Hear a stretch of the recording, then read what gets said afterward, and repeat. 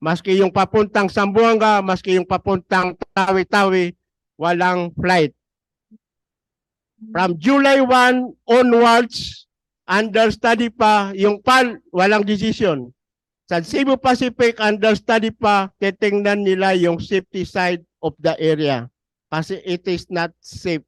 Kasi ang Cebu Pacific pala at saka PAL, mayroon din silang technical team na tinitingnan yung safe sa airport. And it comes to their attention also na really the runway 1.0 is not safe. Talagang is not safe because yung foundation niya, hindi maganda yung foundation niya, yung nilalandan ng airport.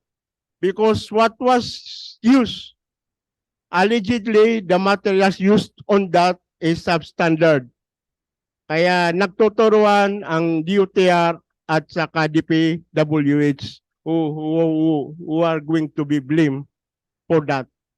That's caused the trouble, Mr. Speaker, and yun nga, our action should be immediate and this should be also known to our President para malaman niya ang situation dito dahil it so much inconvenience to the public, Mr. Speaker.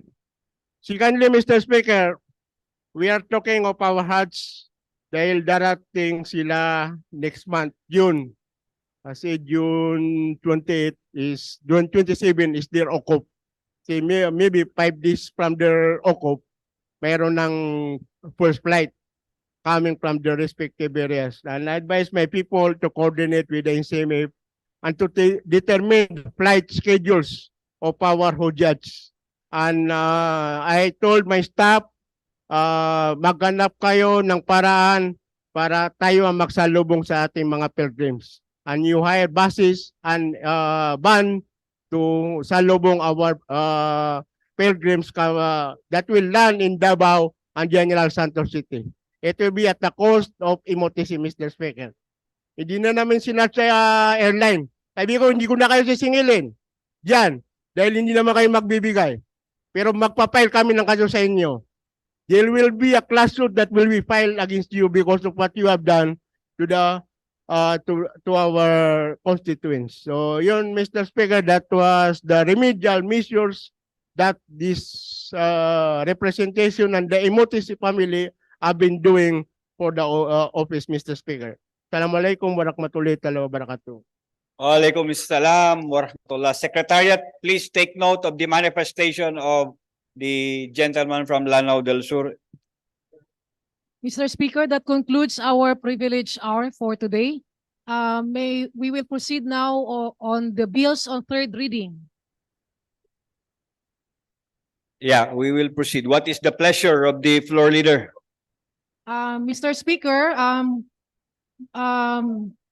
we will now tackle BTA Parliament Bill number 179 entitled An Act Authorizing the Continued Use of Funds for the Release and Disbursement of Unpaid Obligations of year 2020, 2021, and 2022 appropriations. The copy of this bill was already distributed to the members of the Parliament 3 days prior, Mr. Speaker. What do you want to happen? Mr. Speaker, I move that we approve BTA Bill Parliament number 179 by nominal voting. On third reading. On third reading, Mr. Speaker. There's now a motion by the floor leader that we will proceed with the approval on third and final reading of BTA Parliament Bill number 179. By viva voce, by roll call voting. It's been seconded. Yeah, nominal voting. It has been seconded. The motion is approved. We will now proceed with the third reading.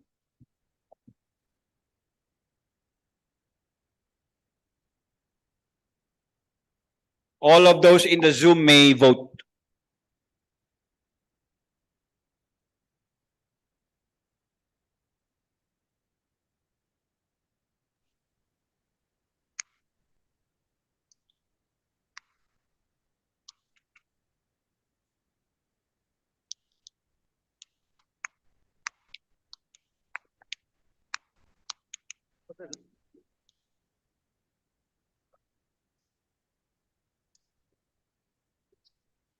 Nominal voting on BTA Parliament Bill number 179 on third reading entitled an act authorizing the continued use of funds for the release and disbursement of unpaid obligations of fiscal year 2020, 2021, and 2022 appropriations. Honorable members of the Parliament, Abbas Ahmad,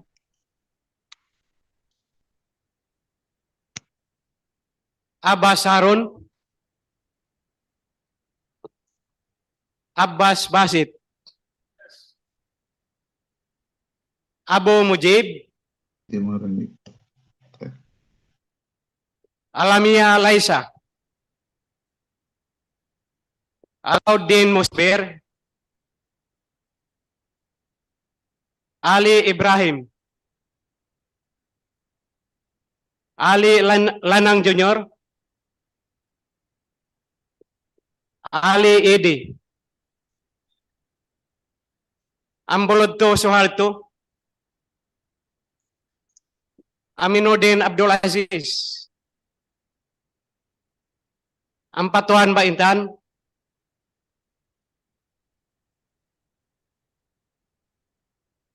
One- 10 seconds. You may proceed.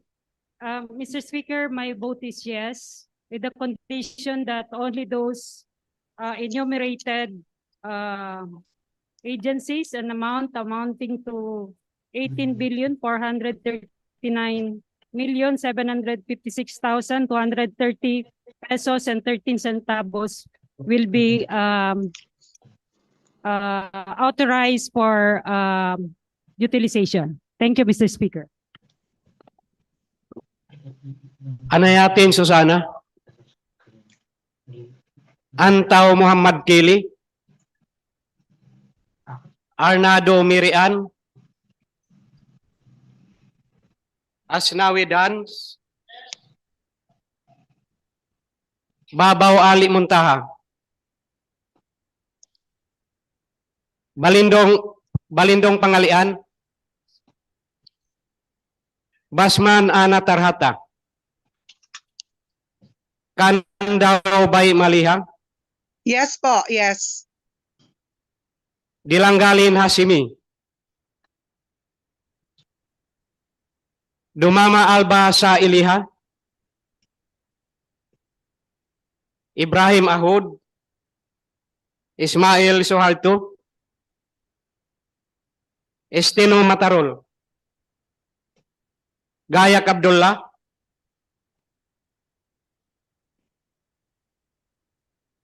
Gira Edward, Yes, stranded in Manila caused by airport closure. Thank you.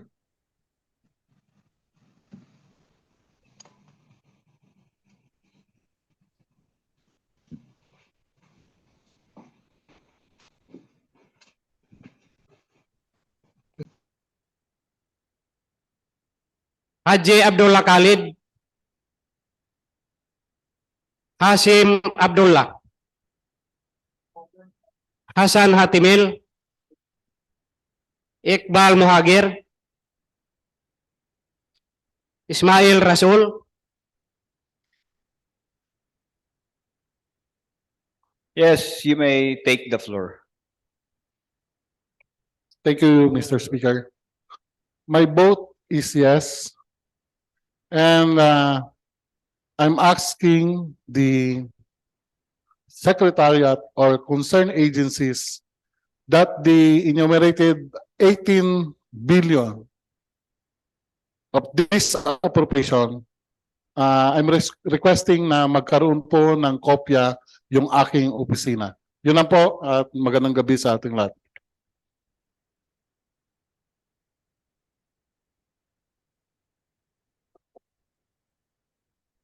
Jajuri Raisa, Jakilan Muslimin,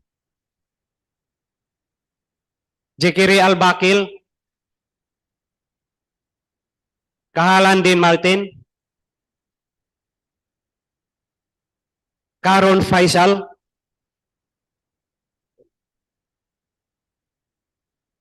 Lim Jan Anthony,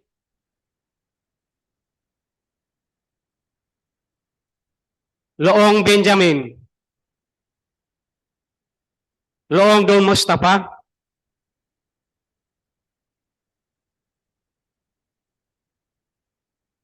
Lorena Jose, Makapaar Abdullah, Makasalong Marjani, My vote is yes. Makatanong Amrosi, Maglangit Tarhata, Malik Hamid, Mantawil Bailing, Mastura Ishak, Matalam Jaafar Apollo Mikael, Mawalil Amil Bahar, Mendoza Froilin, Midtimbang Michael, Midtimbang Tawakal, Miswari Abdul Karim, Miswari Nurrida, Mitmug Rasul Jr.,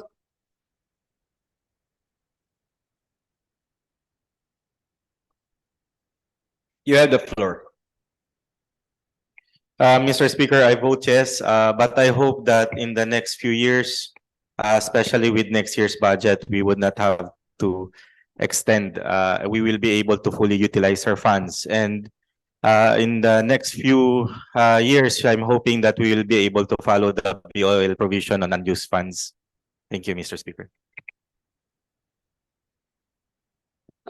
Muñoz Hussain,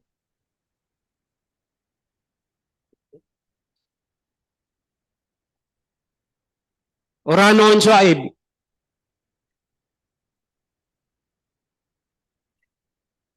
Pakasim Ubaida, Pak Abdul Wahab, Pangandaman Nabila Margarita, Yes. Arcasio Randolph,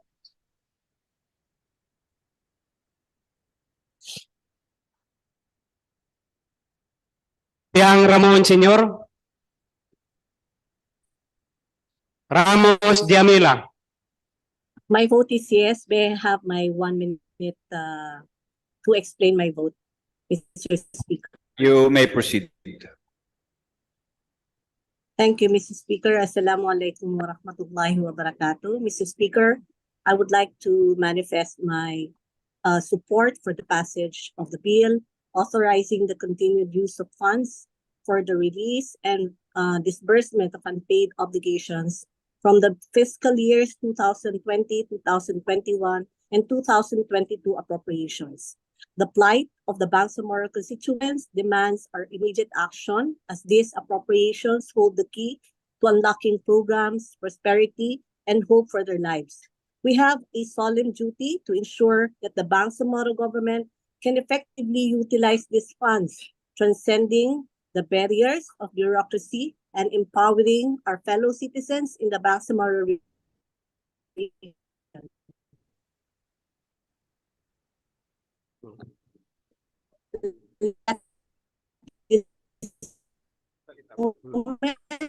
The edge in his people.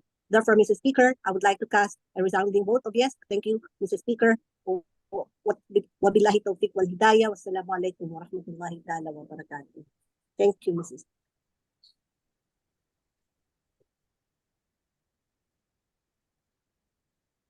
Salindab Said, Salik Ali, Sangki Ali,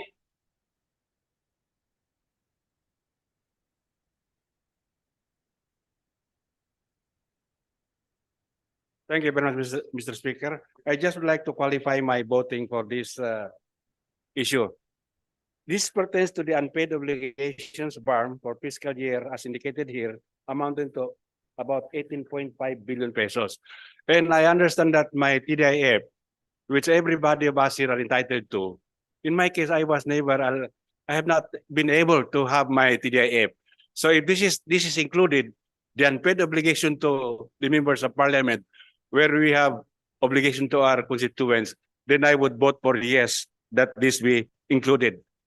And considering also our unobligated TDIF, which were not given to us. So I'm voting yes, that the BAMSIAD should pay this obligation. Thank you very much. Si Secretary, I'll take Marumio, note. si Said, Silungan Aida, Sinulinding Kadil Jr., Sulaiman Ali, Tago Paisalin. Yes na yes. Tan Nabil,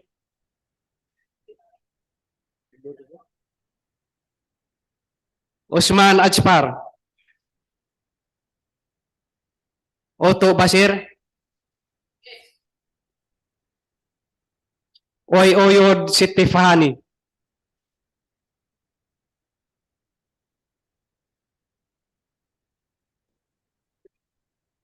Yakob Muhammad,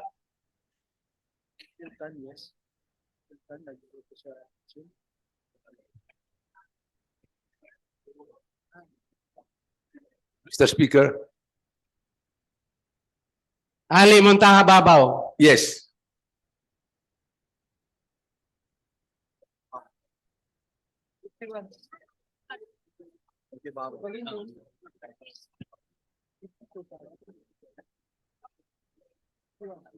Babaw.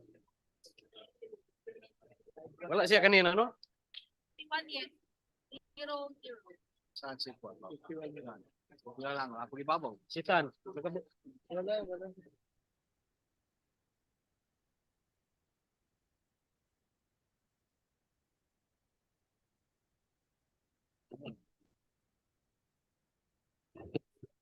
Mr. Speaker, we have now the result of the nominal voting on the Parliament Bill number 179, entitled An Act Authorizing the Continued Use of Funds for the Release and Disbursement of Unpaid Obligation of Fiscal Year 2020, 2021, and 2022 appropriations on the third and final reading as follows.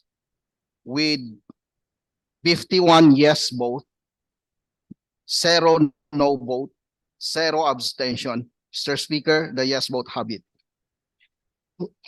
With 51 yes votes, 0 no votes, 0 abstentions, BTA Parliament Bill number 179, entitled An Act Authorizing the Continued Use of Funds for the Release and Disbursement of Unpaid Obligations of Fiscal Year 2020, 2021, and 2022 appropriations is approved on third and final reading. Congratulations, everyone. There is a dinner at the members' lounge provided for tonight. It's already there. Mr. Speaker, I move to adjourn until June 26 at 1:30 in the afternoon. The session is adjourned until June 23 at 1:30 in the 26. afternoon.